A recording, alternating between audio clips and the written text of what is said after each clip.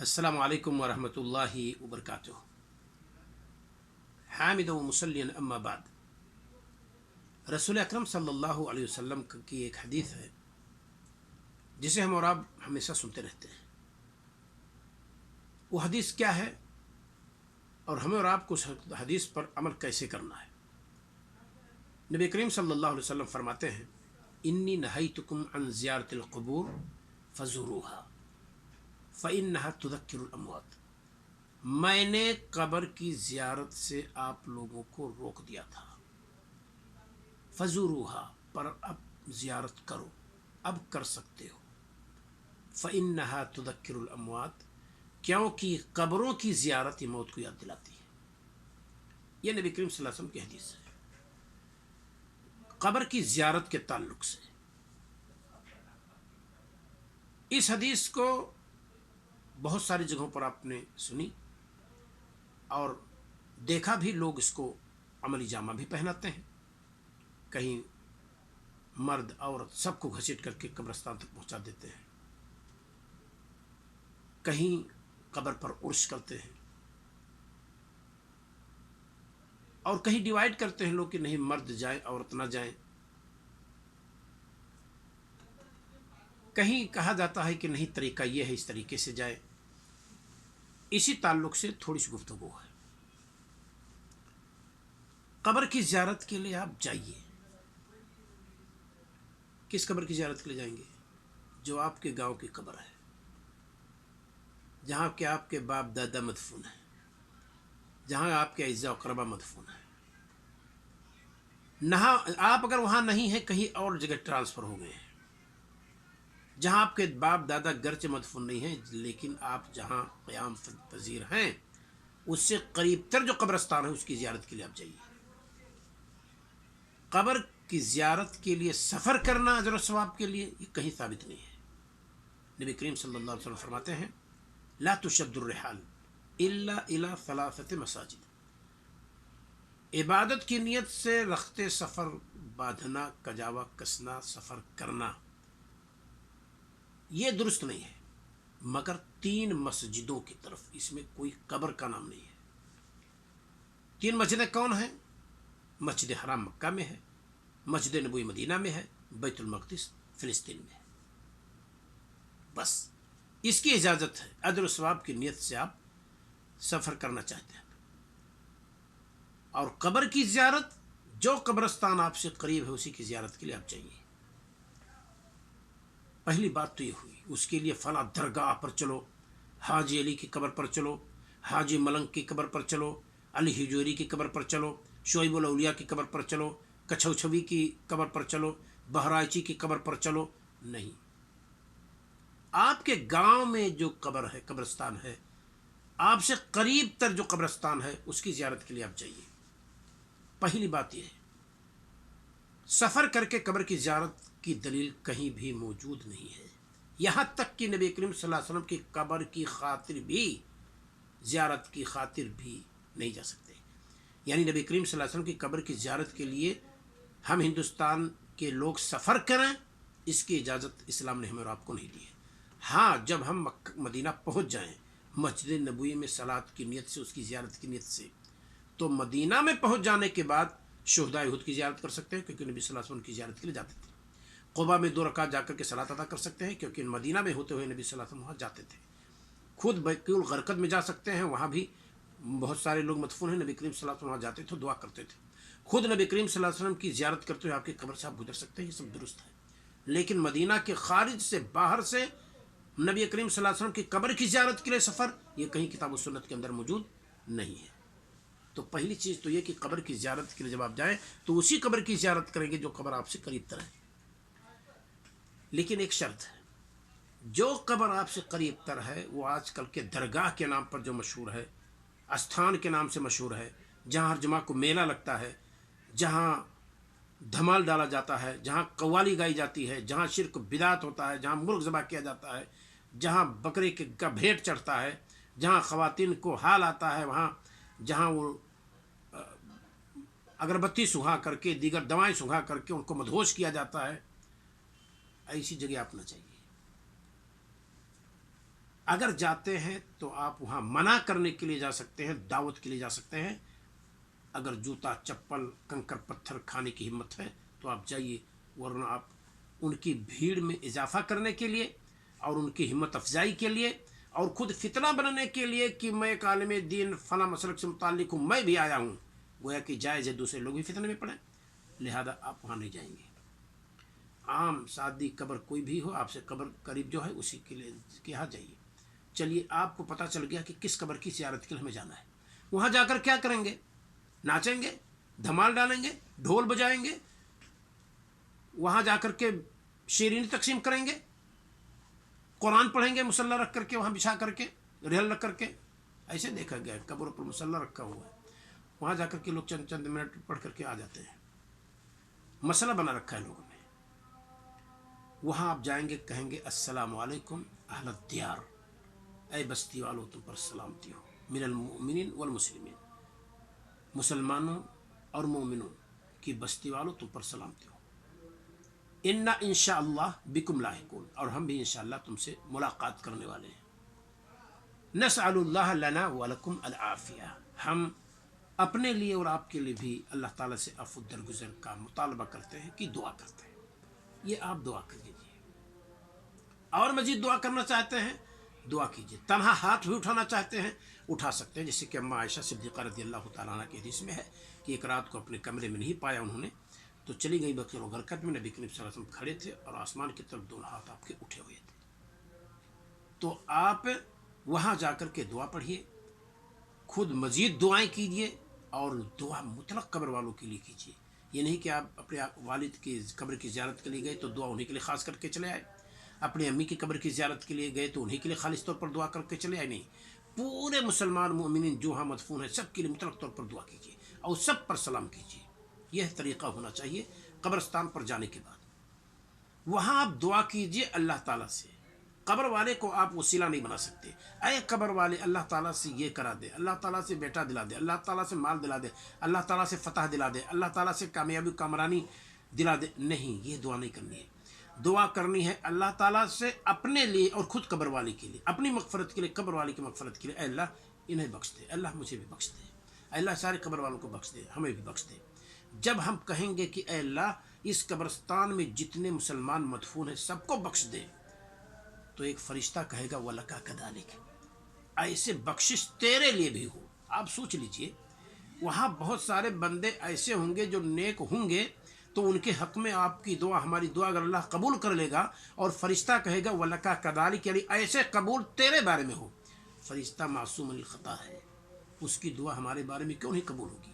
تو وہاں جائیں تو دعا کو مطلق کریں، سب کے لیے دعا کریں، کسی خاص آدمی کے لیے دعا نہ کریں۔ جب انسان حدیث کے اندر ہے، جب انسان کہتا ہے اللہم اغفر للمسلمین والمسلمات والمؤمنین والمؤمنات الاحیاء منہم والاموات، اے اللہ تمام مومنوں کو، تمام مومنہ خواتین کو، تمام مسلم مردوں کو، تمام مسلمہ خواتین کو، مسلم خواتین کو بخش دے، الاحیاء منہم والاموات، جتنے اس میں زندہ ہیں ان کو بھی اور جتنے مر گئے ہیں ان کو بھی، سب کے طرف سے ہمیں اور آپ کو ایک اجر ملتا ہے۔ سوچ لیجئے دنیا میں کتنے مومن اور کتنے مسلم ہیں، کتنے مردے ہیں کتنے زندہ ہیں، سب کے طرف سے ہمیں اور آپ کو ایک نیکی ملتی ہے۔ تو ہم دعا کو عام کریں، کسی کے لیے خاص وہاں قبرستان پر دعا نہ کریں۔ اور جو لوگ جا کر کے قبرستان پر قرآن کی تلاوت کرتے ہیں، وہاں سورہ فاتحہ پڑھتے ہیں، آیت الکرسی پڑھتے ہیں قرآن لے کر کے یا زبانی، یہ سب غیر درست ہے۔ ہمارے نبی صلی اللہ علیہ وسلم نے وہاں قرآن خوانی نہیں کی ہے۔ تو سب سے اہم مسئلہ یہ ہے کہ قبر کی زیارت کے لیے چاہیے۔ حکمت کیا ہے؟ فَإِنَّهَا تُذَكِّرُ الْأَمْوَاتِ، وہ موت کو یاد دلاتی ہے۔ سب سے بہتر جگہ روئے زمین پر کیا ہے؟ مسجد۔ سب سے بری جگہ مارکیٹ، کیونکہ مسجد میں اللہ تعالیٰ کو زیادہ یاد کیا جاتا ہے، مارکیٹ وہ ہے جہاں انسان اللہ کو بھول جاتا ہے۔ اگر قبرستان کا ماحول مارکیٹ کا ماحول بن جائے، جلیبیاں بن رہی ہیں، پکوڑے چھانے جا رہے ہیں، دھمال ڈالا جا رہا ہے، بریانی تیار ہو رہی ہے، بچیاں سر سے دوپٹہ ہٹا کر کے گھوم رہی ہیں، نوجوان مچل رہے ہیں، بچے سیٹی بجا رہے ہیں، گڑیوں سے کھیل رہے ہیں، پردے کا کوئی اہتمام نہیں، مرد و زن کا اختلاط ہے، آواز آ رہی ہے، ڈھول کے تھاپ پہ خواتین گرتی اور پڑتی ہیں.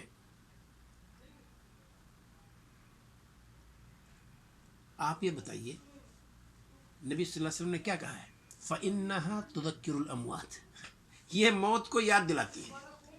قبر کی زیارت، یہاں موت کو یاد کرتا ہے کوئی؟ جا کر کے دیکھیے جہاں یہ صورتحال جہاں قبرستان پہ ہے وہاں موت کو کوئی یاد کرے گا؟ کہ مارکیٹ کا ماحول بنا دیا ہم نے وہاں پر.